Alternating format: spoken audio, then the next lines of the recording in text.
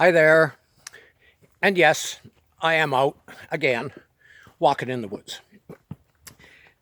Today's topic, I decided before I left the house, was perspective, which is an interesting thing because the way we perceive ourselves in our world is pretty much determines how we go about being in relationship with ourselves and with our world. So there's an old saying that says something like, when we change the way we see things, the things we see change. Or maybe when we change the way we look at the world changes. But I think what's actually happening is that when we change our perspective, we're changing ourselves, changing our own view. So we may not actually be changing the whole world when we change the way we look at the world, but we are changing to some degree ourselves, at least momentarily. And that greater or different perspective gives us a way to understand not just our world a little differently, maybe a little better, but also, more importantly, ourselves, because it enables us to become conscious of our attitudes, our repetitive habits of thinking and feeling and whatnot. So when we say, okay, I'm going to change my perspective, or I'm going to look closely at something in order to see it differently, then we, to some degree, change ourselves. And when we change ourselves, we grow, we become more. Okay. All right, so let's do this. Let me bend down here. All right. Okay. Long way down to the ground these days, it seems. What I have in my hand, see? Okay. You might say that's just a handful of dirt. Well, it's actually soil, because dirt is not the same as soil. Soil has got more organics in it, shall we say. It's a mixture of inorganic and organics. Soil is what is necessary for all of this to grow, right? Okay. All right. So, soil. Oh, God, it smells good enough to eat.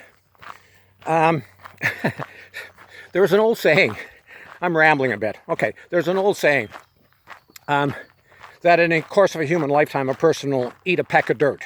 A peck being, 8 quarts or something like that. Anyway, my mother used to say that in her opinion, her kids, us kids, me included, ate a peck of dirt before we were 2 years of age. And maybe that's why I have such a great, strong immune system, eating all that dirt. Let me see, how does it taste?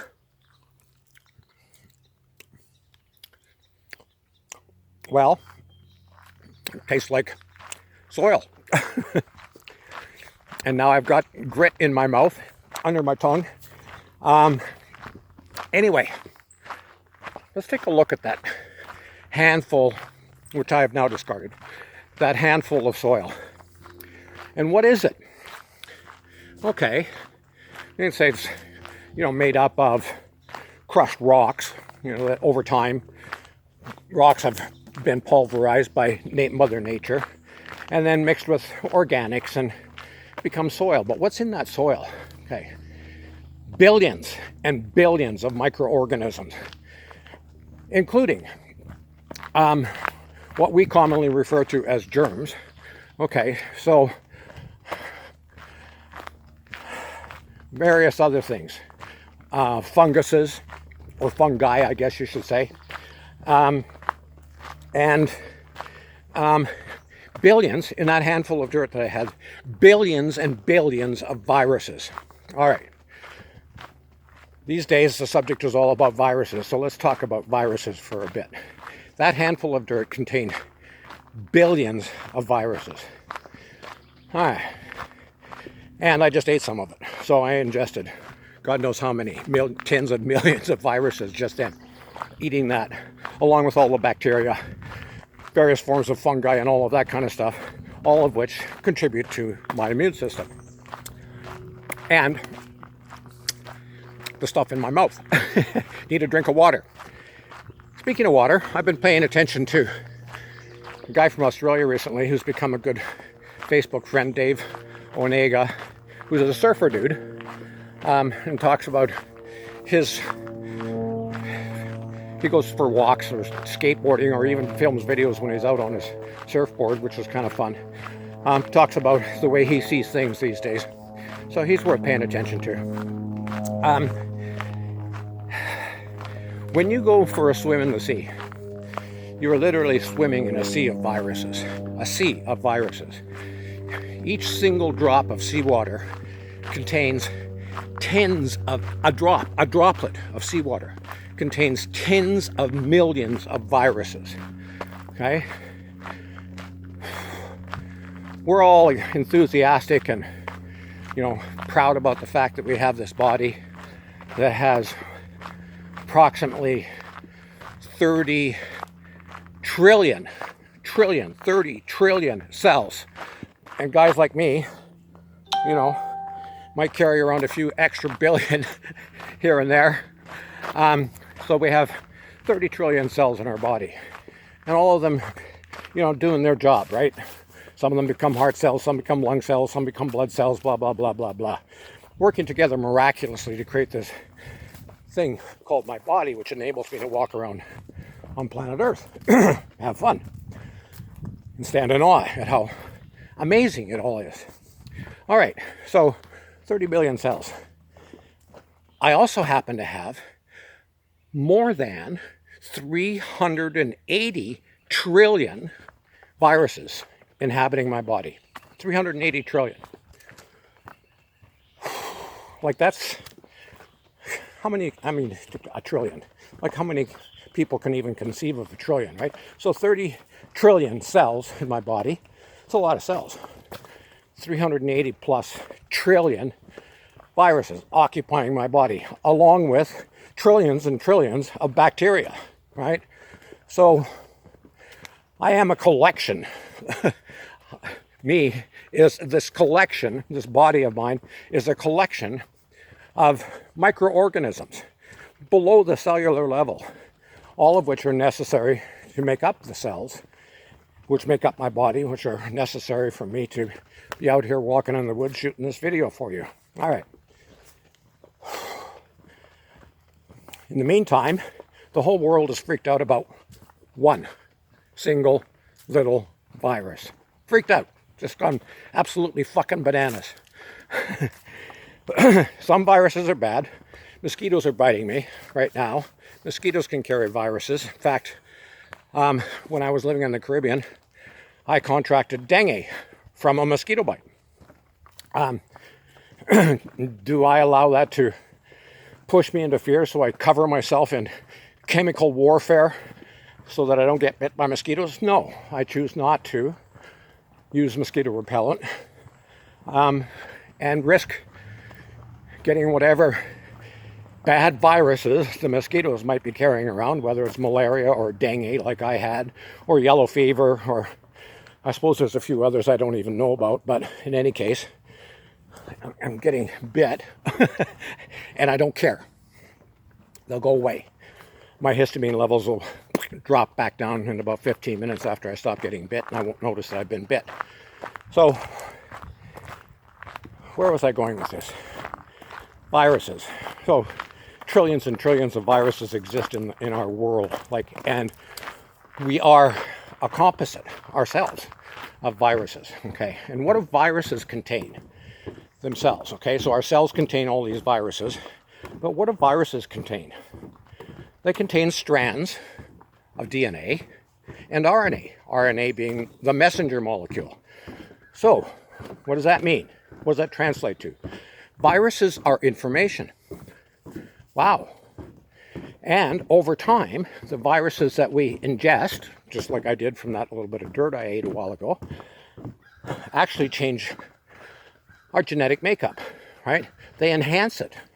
Okay, so our own, the evolutionary process of humanity was not only dependent upon viruses, but predicated upon viruses. Without viruses, we would not be here, and we would not be evolved to the point where we are, right? Viruses came before cellular life.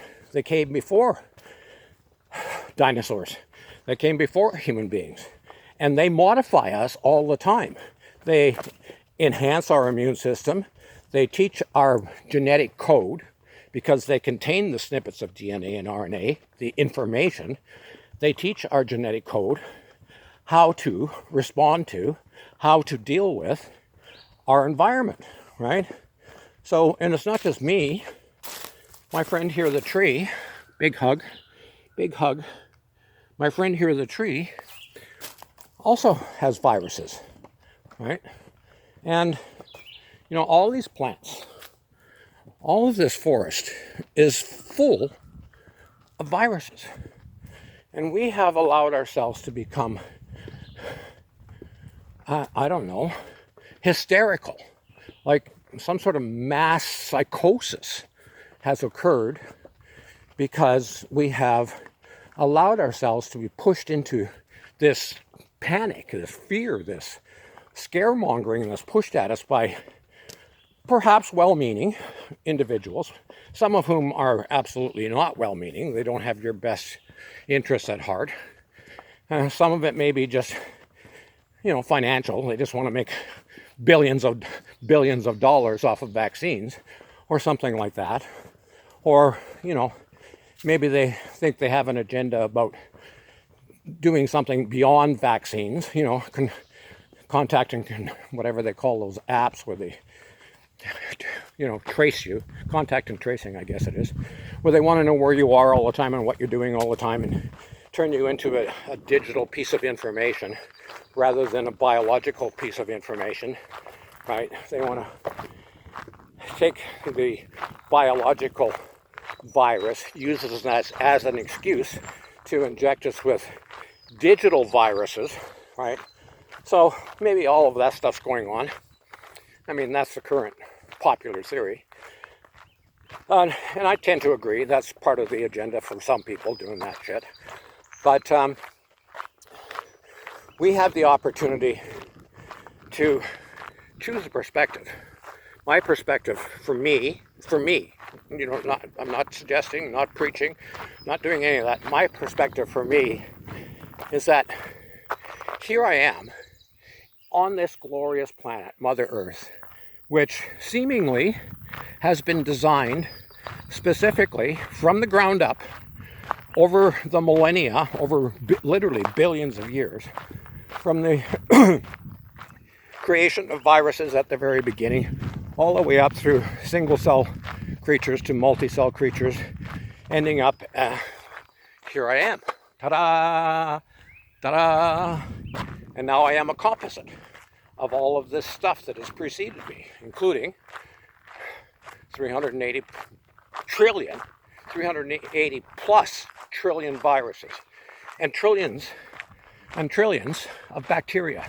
This community of creatures that makes up the totality of this body that I say is representative of me.